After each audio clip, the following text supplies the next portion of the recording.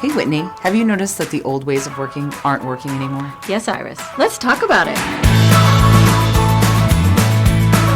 And we're back, part 2, with Dr. Lisa Orbe-Austin talking about imposter syndrome and her book, Own Your Greatness. I think the only thing I would say is on my own journey is having support. So I look at the both of you are my support on the untraining imposter syndrome journey. It may not be externally validated, but I think it does help to have someone who can hold up the mirror to you. And there are some days where both of you have helped me just recognize that I'm in a pattern of that narrative, that I'm still going through it. So I'll work with you, Lisa, and you'll be like, no, you're not going to overwork in this scenario. No, you're not going to do that. And I'm like, oh, I'm not. So it's nice to have those reminders. And then same, like, Whitney's always like, I think my favorite was when I sent you a little chart. It was like, Iris gets really close to realizing what she says she wants to do. Iris decides she's not enough. Iris decides she's going to get a PhD. I'm like, take this to Lisa and talk to her about it. Yeah. So I think it does help to have when you are beginning on that journey, because you don't have that. I was just talking to a client, like, you don't have enough in you yet to bet on yourself. It's there, but you have others. So I think having someone that can help support that journey is super helpful. Well, a team. I think you need more than one person. I think it is a village or a team effort. We talk about in book 1, like the dream team, building the dream team out, and we talk about different aspects of that dream team. So having several mentors, having, a person who's an imposter syndrome expert who knows it is not going to reinforce it by accident, that you can trust. Having somebody who can understand the lay of the land of the future of what's possible for you and can hold that and help you to kind of figure out what are the next steps forward to that. Someone who helps us when we're stuck, like an action planner to help you move from when you're stuck, a cheerleader, someone who knows how to cheer us on.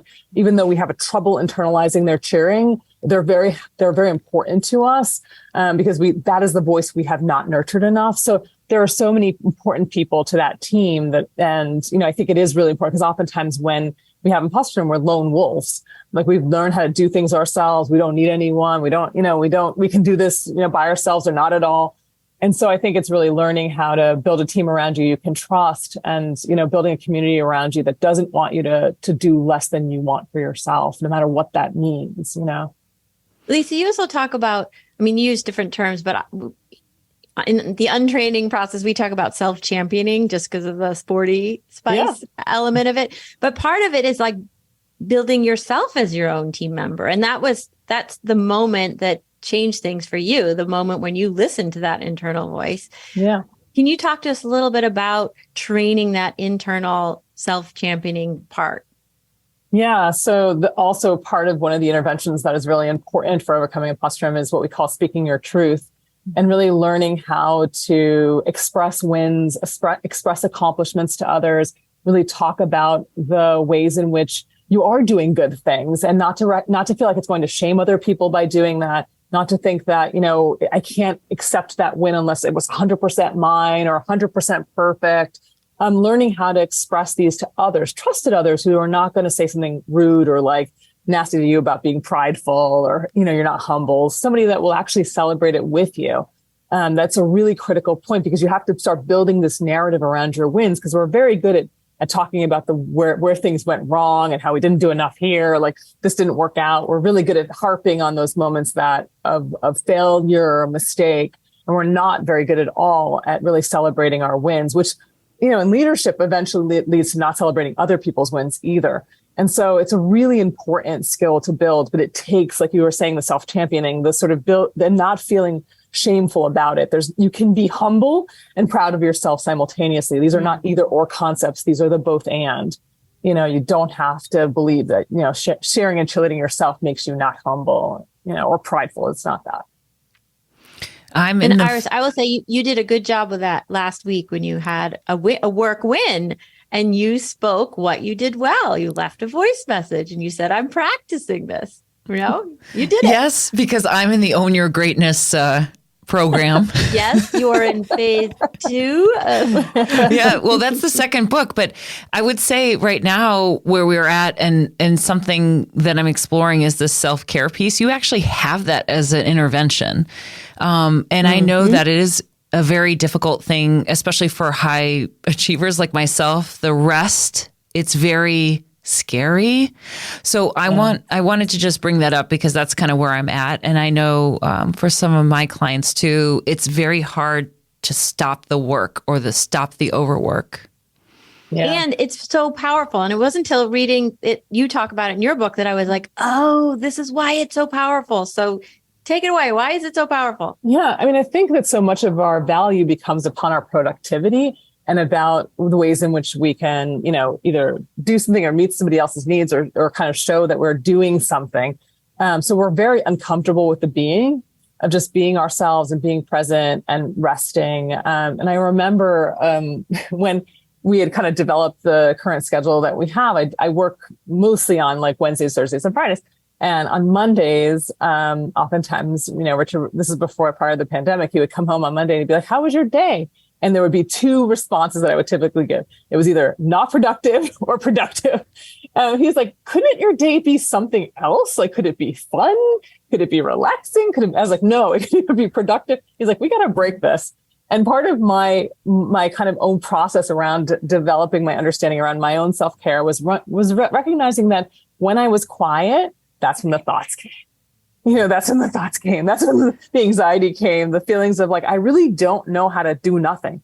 And I really have to practice that skill, knowing that that's really important to the productivity I actually want to achieve, that I can't be busy all the time if I want to achieve on a high level. I do have to rest. I do have to engage in self-care.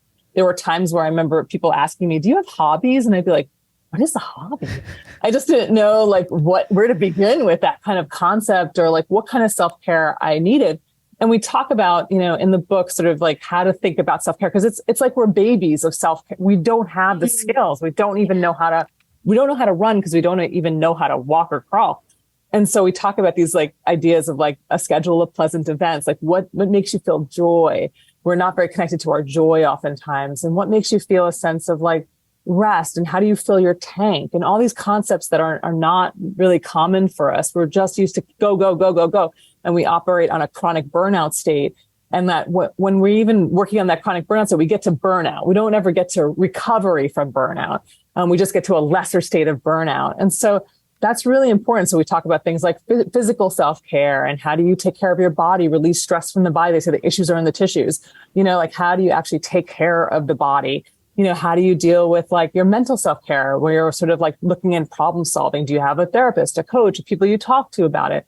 And sort of then reflective self-care, like the things like meditation, gratitude, like spirituality, these kinds of things that can be a part of dealing with filling your spiritual tank, or you're filling your reflective tank. And your tanks can be different. There can be other tanks, but at least start with these three. How are you going to fill them with multiple things? It does take a real concerted effort to really build a self-care plan for ourselves and make it fundamental. It is first. It is not when you have time, when you feel free to do it. It's first. And now I meditate daily, usually in the morning and the evening. I run when my hip's doing, I run 3 times a week. I lift, I do things that are for my physical. I get a massage. These things did not exist in my life before, and they felt gratuitous. They felt, I was trained. I had immigrant parents, and like, if I said, I remember I played basketball, and they would be like, you have to do your conditioning on your own. We don't do really the heavy conditioning, so you should be working out. And I would tell my dad, I have to go work out now. And he'd be like, if you need to work out, go mow the lawn. It was always like a thing you had to do, like that to serve the family. It was never you could do something to care for yourself. And so I do think like it is a untraining of these notions that, people who are killers don't need self-care. And you hear the narrative all the time. I sleep 3 hours. I say, these are not good things. These are bad things, and we shouldn't glorify them. Not taking care of ourselves is detrimental to our functioning. I think it's part of the untraining is the narrative. So part of the interventions is looking at narratives in Own Your Greatness. And I think it's part of equating. For me, it was self-care is equated to laziness, which isn't equated to success and achievement. So if I take care of myself, then I'm not going to get to where I'm going. And I think it really, when you begin to do it as in baby steps, you, at least for me, I felt like, oh, I'm not getting far enough, fast enough, and it's not going well. We even talked about that when I started the business in August, Monarch Leadership Group. I was like, oh, it's not going well. It's not moving fast enough. So I think we're just used to that pacing. And so we equate, like, if I rest, then I'm not going to get to where I want to go. But it does take time. And there's a transition period where you have to kind of let it kind of settle. You kind of have to do some of that self-care, and then the narratives, then you can reap the benefits. Does that make sense? Like I needed to give myself more time to see the benefits, because it's not like it's a one-to-one right away, because you're so used to being on that treadmill and running really, really fast all the time. So for some reason, you kind of connect the dot between that and achievement. But to your earlier point is, you were always successful and you always achieved, and you also ran yourself into the ground. One doesn't equate to the other. I'm just making that equation equal to each other. Yes. Yeah. And that we thought that not resting and not taking care of ourselves properly was why we were successful, when it wasn't. It was because we were skilled, talented, had the abilities to do that. And that we have to decouple those things from each other, that the rest is actually necessary. It is really important to think about rest as like helping you with mindset issues, to help you with to craft a new narrative, to really help you be grounded instead of reactive to things. It does an amazing amount of things for us that go unnoticed, and that we don't value. And, as Richard said, imagine if you do for yourself what you do for others, you'll be unstoppable. Imagine if you actually take care of yourself. Imagine what you could do then. Yeah. Right. And one of the things that always occurs to me, when we talk about the doing, so much of it is mental and what we write and do with the computer. And when we talk about taking care of ourselves, so much of it is embodied. The rest, the meditation, the feeding ourselves, the exercising ourselves, all the things. And I find that fascinating. And do you think it makes it harder or easier that sort of one is mental and the other is a little more physical? I think it makes it harder in the Western world, because I think we very much disconnect mind from body. In the Western world, we are very good at like acting as if they can act separately, but they need to act in concert. You need to be able to holistically like be taking care of yourself. They don't act in this way, like, treat your body really awfully and don't worry, your mind will be fine. Like eventually it sort of gets to you. And so I think it's really important to be able to bring the two together and to really think about them as working in concert with each other. But as a Western society, we are very good at disengaging the body. So like, it's a lot of somatic work. They ask you where you feel things, because we forget, like we don't know that we're actually feeling things. We just turn it off. And we have to reconnect with our bodies and really kind of understand it. So I do think I think that's also what makes self-care scary for people with imposter syndrome, is because that reconnecting with your body, the reconnecting with your mind too, in a different way that is not operating to achieve something, can be really scary. To feel something again in your body that feels scary or dark or whatever is disturbing. You want to do what you do well, that feels like I know how to achieve this and get this done and someone be proud of me. It feels easier. Even if it's doing bad things to you, it can be really easy. But once you can integrate them, things are a lot more healthy. You're a lot clearer about who you are, what you want, what you need for yourself. Like all of those things become clearer. And that's the ultimate goal. Mm-hmm. And it's a process. I'm going to keep reiterating what a process is, because so many of my clients are like, I'm not good at it. I'm like, you're not good at it yet. Yes. Yeah, because the other piece around imposter syndrome is that we don't like to learn, oddly enough. We like to master. And so we struggle with the developmental process of learning. We don't like the not knowing. We do not like the not achieving at the highest levels. And so that learning process, that developmental process is painful for us. We want to do the thing and get the result tomorrow. But for certain things, it takes way longer to do that. And our tolerance for frustration can be really low around that. We need to be adolescents, not knowing, messy, volatile, all the things. Yeah, but it's hard for us to do that. We didn't, even as adolescents, we were usually good kids, doing the right thing, being the right kid, and so it's not really being hard. Adolescents, right? Being little grownups. Yeah. And that's what they say too about with trauma, that when people with trauma have trouble playing, and we have our own developmental traumas that kind of led us to this, and we have trouble playing. we have trouble allowing ourselves to play, to be free, to kind of relax, to rest. Like these are not things that we've ever become familiar with, but it is something we do have to become familiar with. I'm like, yes, I'm working on it. And I think that goes back to why, when we come into the body, it's scary, right? Because the working might have been keeping us from a lot of feelings that were difficult. So could you make the connection between this and the kinds of people we need on our dream team, especially if it's hard to come into our bodies, if it's scary? Yeah. So two of the things we often talk about is like, and we don't talk about them as the main dream team, but we talk about a therapist or a coach is really important to have as a part of this. It can be hard for us to be vulnerable. That's why my attention today was to be vulnerable, because I do want to model that you can be competent and vulnerable. That I think is a really important thing to see. And like having a therapist, I've had many therapists along life. My life would have been very different if I did not have them in my life. They gave me a trajectory I didn't even think was possible. And so I am highly for therapy. And then a coach. I think a lot of us really don't value how much coaching can be helpful to our trajectory career-wise, but also to helping us think about who we are as a leader, who we want to be, how we want to show up, like helping us to really kind of deal with very specific behaviors that we're showing up at work doing that can be really kind of modified. So I do think like both of those, are not part of what they call a core routine, but I think is something that is essential for everyone. And they're valuable resources. And I think people underestimate their value. Mm-hmm. Or they're, depending on what part of the country you're in, they're scared of them. Yeah. Yes. And have these beliefs that especially therapists are like, these on high, like you talk for 5 years and then they don't talk back to you. And that's a particular type of tradition. Like it's like psychoanalytic tradition, but it doesn't really happen like that. There are not that many people practicing it if you don't like that stance. But there are many people who are interactive, normal, human, and can really still help you in a therapeutic lens. It doesn't have to be bad. It doesn't have to feel bad. And you're looking for, when you reach out to one that you feel a fit with, that you feel comfort with, that you feel like you can share things with them and they can hear them in a way that you need them to hear them and also push you. The important thing about therapy and coaching is there's going to be change happening, and change can be uncomfortable. And their job is to help push you toward that discomfort to kind of take the next steps. Iris, what do you want to add, having been in this process?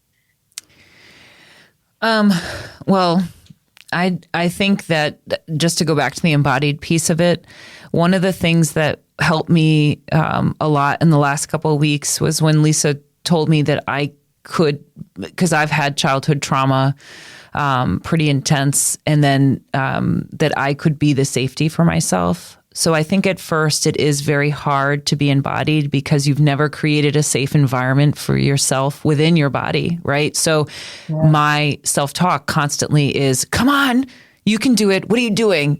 So I've taken the talk of my coach and made it my own. And so I never created a safe space. So it was a wild sort of, there was a lot of work beforehand, but I think when you said like, you can create that safe space for yourself, I was like, oh yeah. What now? I was like, what now?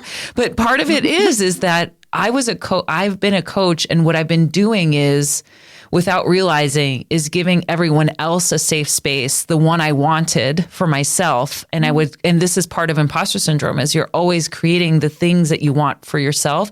You're doing it for others. I'll create it for someone else. I'll always make someone feel safe. I'll create safe environments. I've even made a job of it. And I was like, you know what? What about me?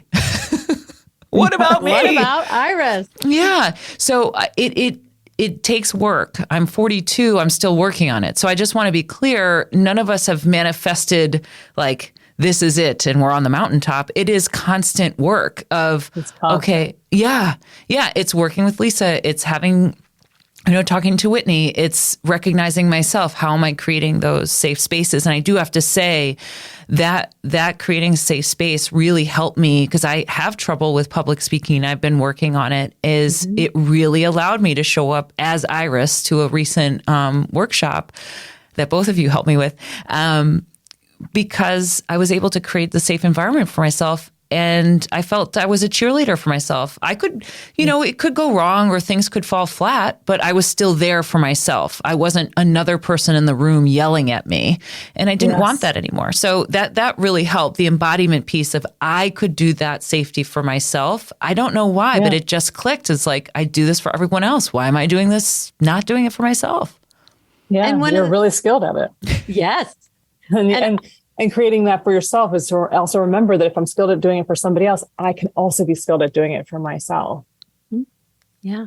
And one of the things I don't know if I said it in one of the podcasts, but when we started this, I had the realization I've had a lot of really toxic, scary work environments was that we had co-created a safe space for us to create something in.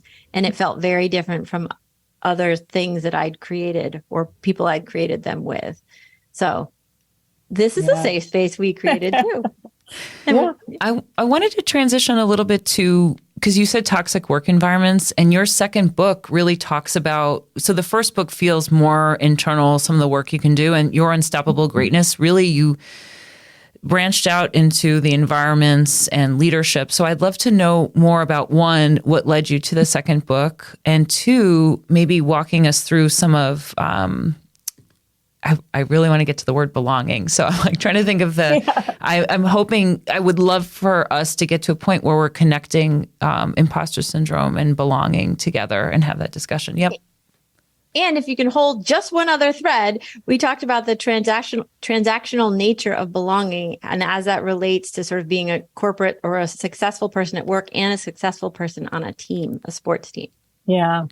Yeah. So what led me to the second book was that after we had taken a variety, like we had taken personally hundreds of people through the book, but then thousands of people had reached out to us about how they had done the book and had been transformative. We were still seeing some issues that were remaining, even though like the first book, we actually have you test yourself with a validated, reliable measure in the beginning and then test yourself at the end. And we're seeing people have 30% decreases in their imposter syndrome score. So we were actually seeing real change in the imposter syndrome dynamic that was occurring within them. But then there were still some residue things. A couple of the residue things were like, they still had trouble figuring out what they wanted for themselves. What were their dreams? What were the things that they were passionate about? They had become so disconnected from that, that it almost had to be relearned or reestablished. And you can see that was true in my story. As I tell my story, it's like, I always thought I would be in private practice. That's why I became a psychologist. And then I'm afraid of it and I don't want it. And I became disconnected from clearly with reasons, but I had become disconnected from my own dreams. So that piece, and then also the pieces around like toxic workplaces and how to manage them. They were still in a lot of them were still in toxic workplaces. While they knew that they were valuable, they didn't need to overwork. They knew all these things that were important to change around imposter syndrome. They were still there. And there was one particular story of one of the people we were working with, and she had done this amazing work on her own imposter syndrome, and then she had really begun to kind of see her value and her worth, even though they were treating her very poorly. And she had kind of helped them design a building, and it had opened up, and she wasn't even invited to the opening. And even though she had done all the designing, and weeks after the building had opened, somebody asked her to go clean a stain on the rug. And I think for her, it was her wake up moment, like the wake up moment, like that I had around like his music issues. It was the same wake up moment she had, was like, oh my God, they want me to get on my hands and knees, and clean the floor after I just spelled it. And it also made me realize that there was a secondary work to do around how to deal with this. And partly what we helped her to do is kind of realize that she could go other places. She could have other dreams. And she started to apply for other jobs and ended up getting a better job, making twice as much. And they loved her. She got promoted twice. And she started to realize and blossom underneath this. So we're teaching people how to identify what is a toxic workplace for people with imposter syndrome. What things are you looking for very specifically? We talk about narcissistic dynamics, codependent dynamics that are particularly troublesome for people with imposter syndrome. We talk about, what makes healthy culture? What are you looking for? People talk about a healthy workplace and everyone's like, it doesn't exist. It does exist. It can exist. Like you talk about the podcast you've developed as a healthy, safe space. You can develop it, but you have to develop with intentionality and consciousness. And so we talk about sort of like what some of those are. And then we talk about like how to be a good leader, how to be a healthy leader, how to not let imposter syndrome affect your leadership. And then we talk about sort of these ideas of belonging. One of the things that happens when you have imposter syndrome is often you are in the fringes of groups. We don't like to fully belong in anything because it feels dangerous oftentimes to us. And so we're in groups, but we're like on the edge. And we don't like to wholly belong to the groups because we don't trust them oftentimes because they have led us wrong. They have done bad things. We don't want to be so entrenched or caught up in these systems. But, one of the things that I think when you have imposter syndrome is oftentimes you have gotten belonging to certain groups because you have done well, you have achieved, you have been, kind of productive in some ways. It's very transactional. You don't feel like people actually care about you. What if I fail? Will you still want me here?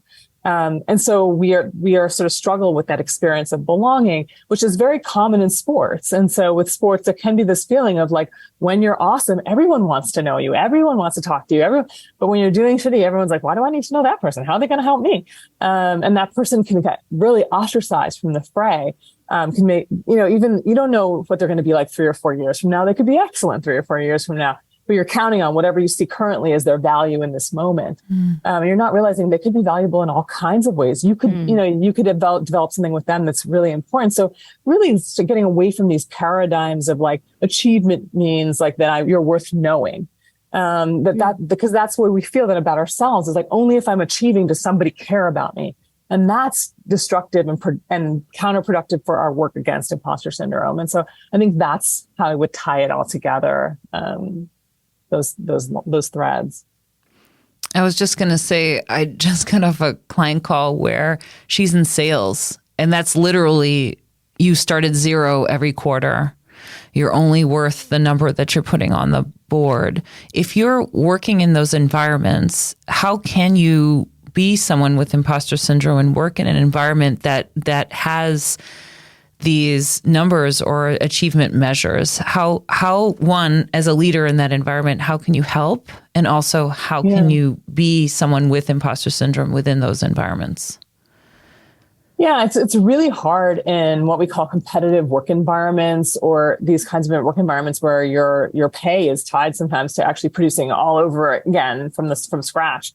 But I think it's really important to recognize that this is one part of your life and one part of who you are. It is not the whole you. You are not valuable because you had a great quarter and then you're not valuable the next quarter because you had a bad quarter. You're valuable consistently.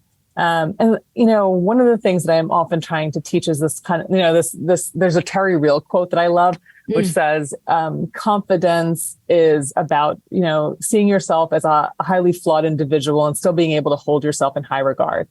And I think that's such an important piece of like dealing with imposter syndrome is like, we're not trying to be perfect. We're not trying to nail everything. We're just trying to be who we are, growing and learning, flawed, a mess, whatever it might be, and still be like, that's okay. I still love myself. I still am good.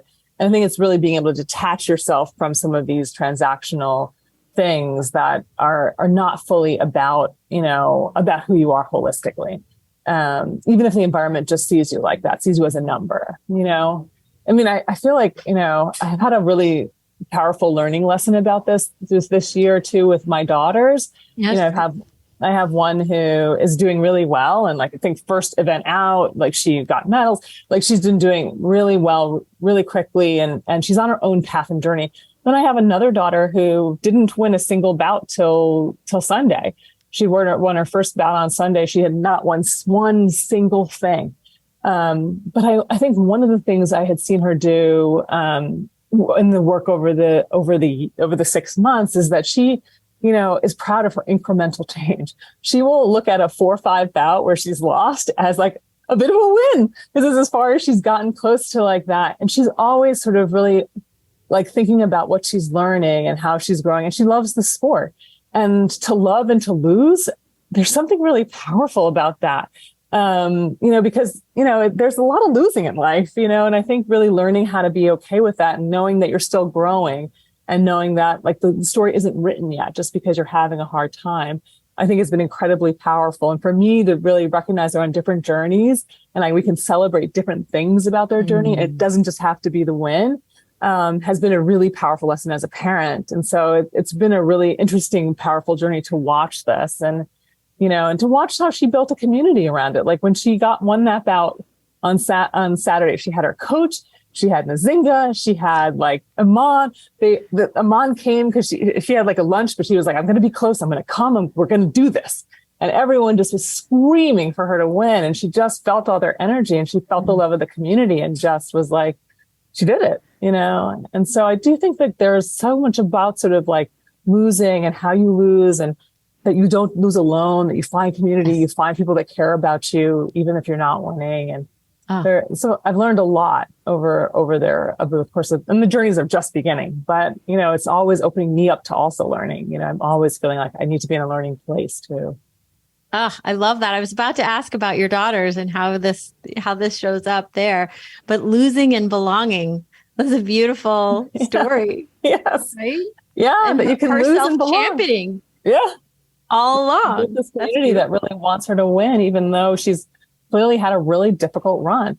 Yeah. You know, and how she hasn't let it defeat her. Like the resilience has been a beautiful thing to watch, you know, and her also openness about what she said to me one time, which is one of the proudest things she said to me, is she's like, I know that because of the pandemic, I didn't fence for 2.5 years. I fenced like an 11-year-old.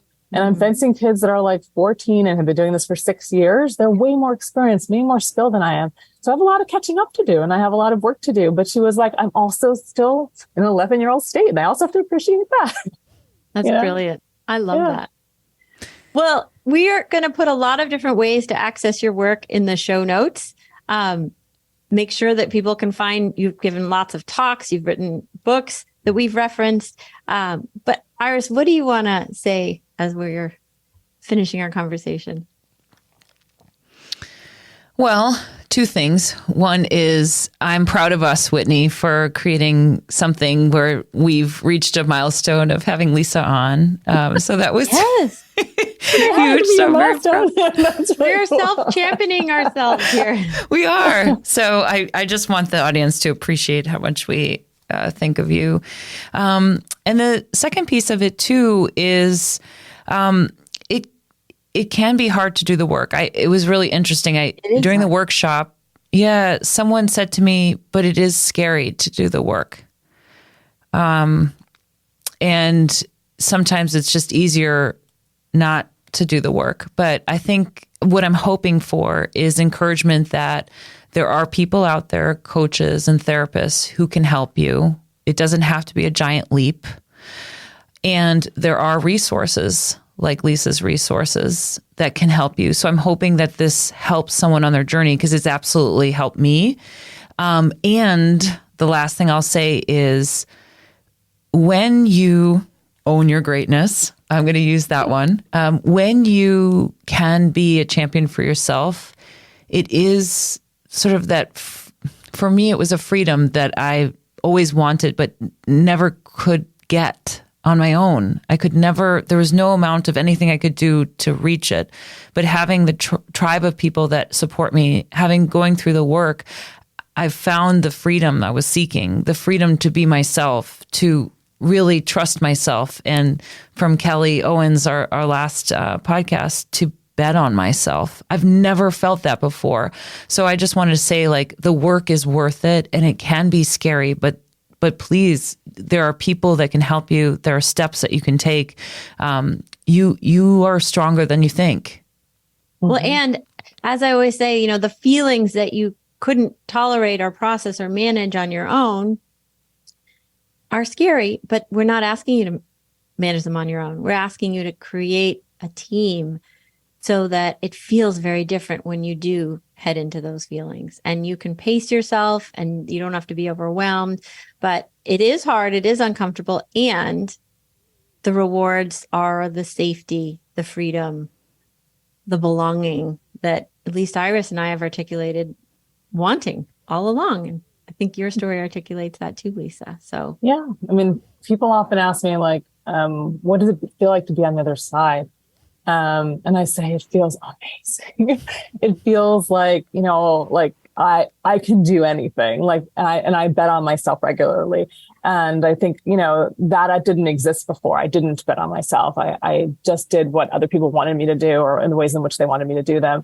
But being on the other side of it has been like has changed my life. And so the person that you see that, you're so excited about in terms of the books and stuff, that wasn't who I was for a very long time. I was a person who was afraid. And Iris talks about sort of public speaking. And I had a public speaking phobia for a very long time. I would break out in physical hives and I avoided speaking like the plague. And now it's really a lot of what I do.